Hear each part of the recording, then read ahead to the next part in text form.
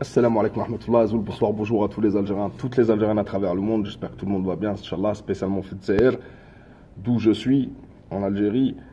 Jumu'ah Mubaraka à tous les musulmans du monde. J'espère que vous allez tous et toutes bien, Inch'Allah. Alors, je fais une vidéo assez courte, juste pour éduquer. L'Yom Rabbihum. Abdou Sammar et ses amis d'Amel TV, les amis d'Abdou, de Hicham Aboud, etc. Pourquoi je vais les éduquer? Parce que le Barah, ils ont fait un live, Abdou Sammar avec deux invités habituels de Hicham Aboud.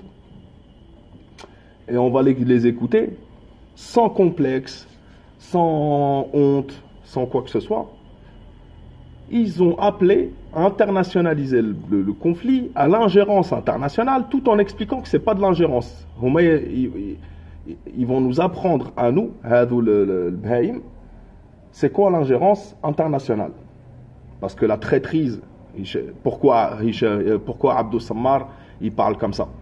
Parce que depuis qu'on a entendu ces discussions enflammées avec Ammou Tahkout, Hicham Abdou, Hicham Aboud aussi. Abdou Sammar épouse Tahkout, qui se faisait offrir donc des voitures Chevrolet rouges, blanches, tout ce que tu veux, 4000 euros, 40 millions centimes, ça c'est seulement ce qu'on a entendu. Abdou Sammar qui ramenait des femmes à son maître Tahkout, qui était lui-même soumis à Saïd Bouteflika, on sait qu'ils bossaient ensemble. D'ailleurs, dans une des vidéos, Tahkout dit à Sammar Ashkor Raïs, Abdou Sammar, Ashkor. Donc, bref, après la trahison envers le peuple et la confiance que le peuple algérien a mis en lui, en pensant que c'était un opposant, mais en réalité, il faisait partie de la bande, sauf que c'était un clan contre un autre, donc il se retrouve orphelin. Il est à Paris, on sait que c'est Tahkout qui l'a fait sortir de prison grâce à ses relations avec Saïd, etc., qui l'a envoyé en France. Pareil, avec un faux passeport. Donc il est à Paris, Abdou Sammar, et puis il bosse pour les services étrangers pour légitimer l'intervention étrangère, on va l'écouter, de Paris, de l'Union Européenne, de Washington, de tout ce que tu veux, sanctions contre l'Algérie, contre l'État, contre des dirigeants, contre ce que tu veux. Internationaliser le conflit. Tout en nous expliquant, parce qu'on est bête, on comprend pas, on n'est pas assez intelligent pour savoir ce que c'est que l'ingérence internationale et pour savoir que ce sont des traîtres, où ils resteront jusqu'à la fin des temps. Kima Juda, Kima Ephialtes de Thrakis, des symboles de la traîtrise à travers le temps. Oui, Abdou Sammar, Inch'Allah, je me chargerai pour que tu restes, où je pense à travers les Algériens, Fahmou Kullish, tu es le symbole de la traîtrise envers le peuple algérien. Donc on va les écouter Lyon, et puis on va leur donner une petite leçon de ce que c'est que l'ingérence. Je vais participer à une supercherie. Donc ça, c'est un live, on en reparlera, je vous le montrerai tout à l'heure, Inch'Allah, peut-être dans un live, sauf s'il y a d'autres sujets ou sauf s'il y a un empêchement. On va écouter Abdou Sammar, épouse Tahkout, avec ses amis.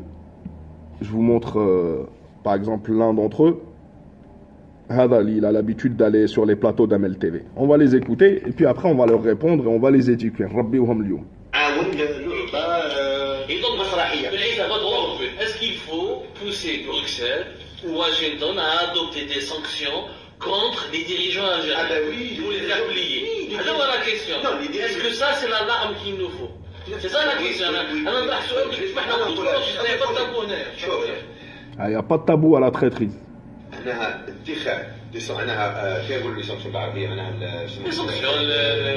عقوبات قرارات معناها هذه كاين لي سانكسيون كما الشعب الجزائري فرانكوفون لي سانكسيون ضد لي ديريجون بوليتيك الجيريان عقوبات كيفاش ما نعرفوش ولا عقوبات ضد المسؤولين السياسيين الجزائريين بيان سور لانه مسؤولين سياسيين الان يمثلوا النظام الجزائري غير شرعيين تحدوي غيروا ما يمثلوش النظام الجزائري معناها عقوبات ضدهم ما يحقق الشعب الجزائري بتاتا.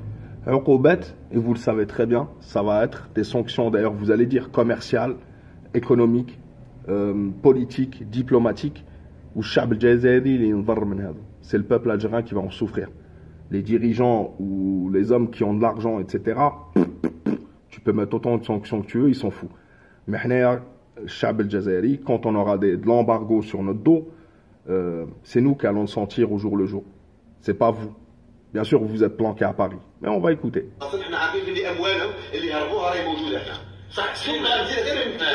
انه الانترناسيونال هذايا الخارجي كيجي البلاد ماهوش يجي على مصلحه الشعب الجزائري، كلنا متفقين فيها هذه، يجي على مصالحه الخاصه. وحنا شفنا هذا ديليغاسيون اللي جات الامانه تاع لي امريكا على الجاب، باسكو المشروع تاع المحروقات ايتي اونتر اوتر destiné aux compagnies امريكان.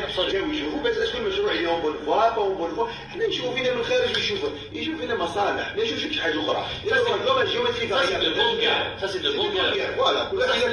L'idée d'adopter parce qu'il y a beaucoup des Algériens qui disent on doit régler la situation entre nous et des sanctions internationales contre les décideurs algériens, ça va déraper, ça va aller loin. Tu penses quoi? Rien.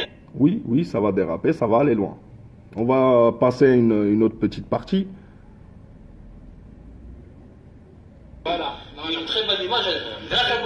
Voilà. Donc il n'est plus là. Voilà. Bon, le fait d'internationaliser les affaires de l'Algérie, c'est pas nouveau. Sur ça, on a vu. Maintenant, comment mettre la pression internationale? Je ne sais pas. Maintenant, il y a eu une députée européenne qui a pris la parole. Tu vois, cette députée Slimane, elle est responsable de la sous-commission. Oui. Ah, bon. On va développer tout doucement. C'est une députée européenne qui est représentante du peuple. Elle n'est pas dans l'exécutif. Elle n'est pas à la Commission européenne, encore moins ministre. Bon, c'est pas n'importe qui la dame. Elle est vice-présidente, elle a été ministre aussi, je me suis renseigné sur elle, elle était ministre en Belgique. Bon, qu'une députée prenne la parole, ça ne veut pas dire l'ingérence internationale. Elle peut dire, voilà, j'observe la scène internationale, ce qui se passe là-bas ne me plaît pas. Bon, elle peut mettre la pression à son pays pour qui rompt les relations diplomatiques ou commerciales avec l'Algérie. Elle peut mettre la pression sur son gouvernement, mais surtout sur l'Union européenne où elle est députée européenne, pour rompre les relations commerciales. C'est qui sera touché par ça? Le peuple algérien. Pourquoi pas? C'est pas de l'ingérence. C'est pas de l'ingérence. Un pays peut dire, j'aime pas ce que vous faites dans votre politique interne, je rends mes relations diplomatiques avec vous. Il n'y a pas d'ingérence. Maintenant, il y a eu la on en reparlera pour d'autres parce qu'il parle aussi de Mélenchon, qu'il a le droit, le pied noir Mélenchon. Hein. Ses ancêtres et lui-même a du sang d'Algérien entre les mains. Abdou Samar, c'est normal qu'il a raison d'intervenir. Bien sûr, vous avez l'esprit colonisé. Moi, je vais vous partager un lien, vous lirez, mais je vais vous lire une petite partie, quelques paragraphes de ce lien qui explique c'est quoi l'ingérence internationale. C'est quoi? Est-ce que c'est intervenir militairement? Est-ce que c'est... etc., etc.